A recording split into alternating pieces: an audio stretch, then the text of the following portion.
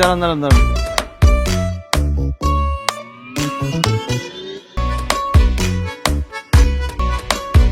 চলুন।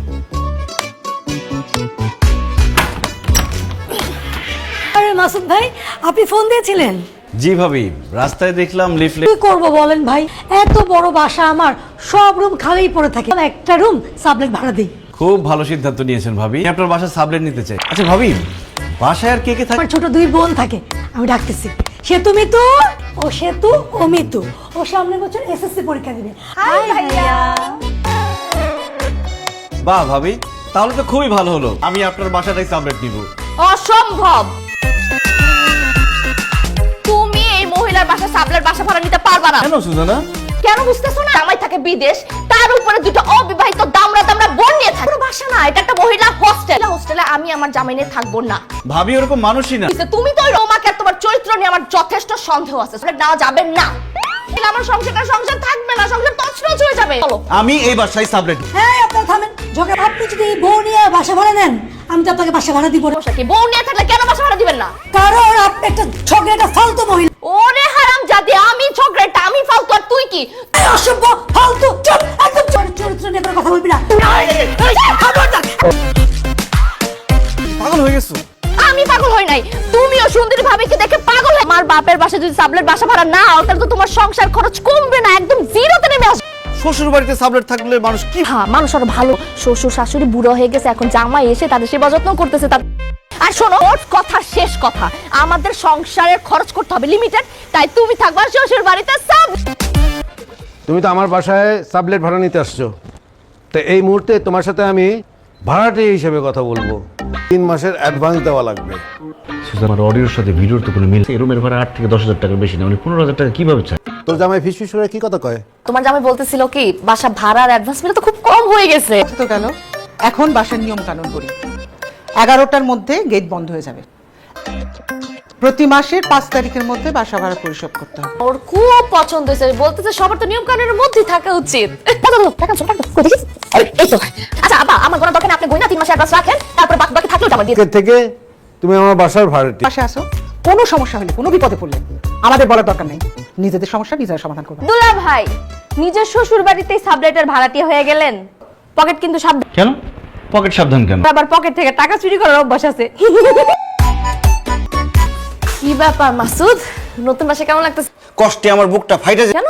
কেন কষ্ট লাগতেছে তুমি বুঝো না? শ্বশুর বাড়ির এই রুমটাতে আমি আসতাম, ফ্রিতে থাকতাম, খাই, এখন সেই রুমে আমাকে টাকা দিয়ে থাকা লাগতেছে। কষ্ট পাওয়ার কি আছে? তুমি সাবলেট বাসা ভাড়া নিলে তোমার তো টাকা দিতেই হয়। শুধু কি টাকা? শ্বশুর বাড়ির আদর আপ্যায়ন, খাওয়া দাওয়া কোনো কিছুই আমি আর কখনো পাবো?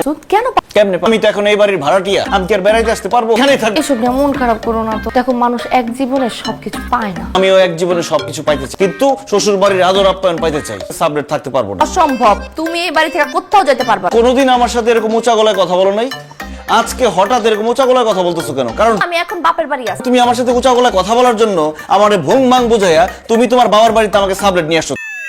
আম্মু, তোমরা দেখা যাও, দুলাভাই আমার সাথে ঝগড়া করতেছে, আবার আমার গায়ে হাত তুলতেছে।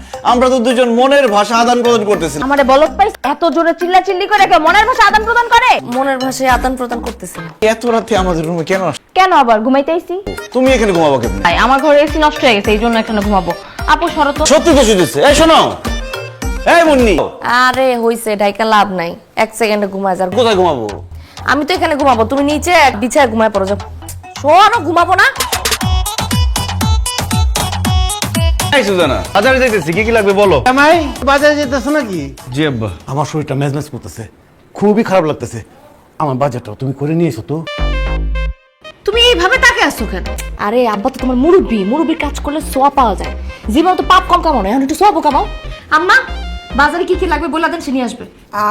বাবাজি, গরুর মাংস আনবা, মাছ আন, ডিম আনবা 1 ডজন, দেশি মুরগি, সয়াবিন তেল, পোলার চাল আর কিছু সবজি আনবে। ঠিক আছে, সমস্যা নাই, অবশ্যই নিয়ে আসবো। ও কিন্তু টাকা? টাটকা, অবশ্যই টাটকা জিনিস আনবা।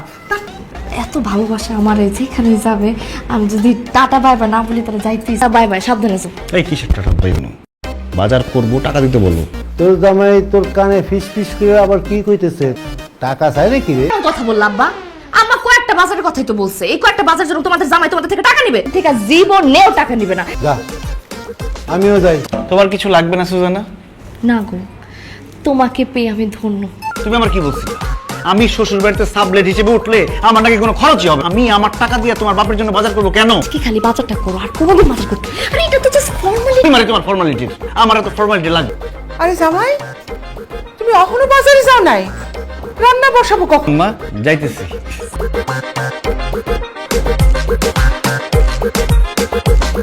আরে দুলা ভাই, দেন দেন। আরে দুলো, বাজারে ব্যাগটা চাইছে, আপনার কপালটা দেন।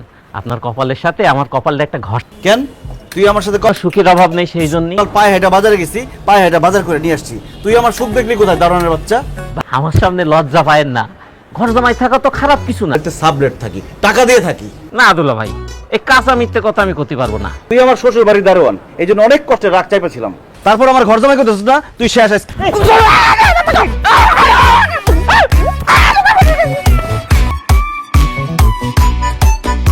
তোর সাহস আমারে বলে আমি নাকি ঘর জামাই? ভাই, সর্বনাশ হয়ে গেছে। কি সর্বনাশ হয়েছে? সিলিন্ডারে গ্যাস শেষ হয়ে গেছে, আপার আমার রান্না করতে পারতেছে না, এই জন্য আমারে পাঠাইছে আপনার জন্য বলে গ্যাস নিয়ে আসতে। আরে যাইতেছি, যাও।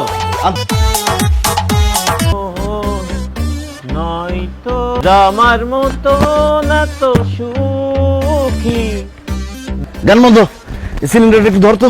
দুঃখিত, আমি দারোয়ান, কাজের লোক। কি রে, জামাই কই? জামাই এটা সব বাবা তোমার জন্য অপেক্ষা করতেছে, একটা সারপ্রাইজ। কি সারপ্রাইজ? আগে চোখ বন্ধ করো। সারপ্রাইজ। আরে মাছের মাথা কার জন্য? আম্মা নিজের হাতে রান্না করছে। এখন থ্যাংক ইউ আম্মা, রুই মাছের মাথা আমার খুব পছন্দ। ওরে কত বড় মাছের মাথা, কতদিন মাছের মাথা খাই না, আজকে মাছের মাথাই খাবো, ভাত খাবো না। মা ছাড়ো তো, ভুলে ভাই কিছু মনে করেন না, আজকে মাছের মাথা আমি খাই, আপনি আরেকদিন খান। ঠিক আছে, খাও। মাংস আছে, সবজি আছে, কি খাবা কম দিতেছি। কচুর মাথা খাবো আমি। বাবা যে কচুর মাথা তো রান্না করি নাই। এই খানা, জামাই আর একটা মাছ বেশি দাও। আম্মা দরকার নেই, তোমার কচুর মাথা খাওয়াতে পারলাম না, আমার খুব খারাপ লাগতেছে। কচুর মাথা আমি খাইতে চাই না আম্মা, মুখ ফসকে বাইরে হয়ে গেছে।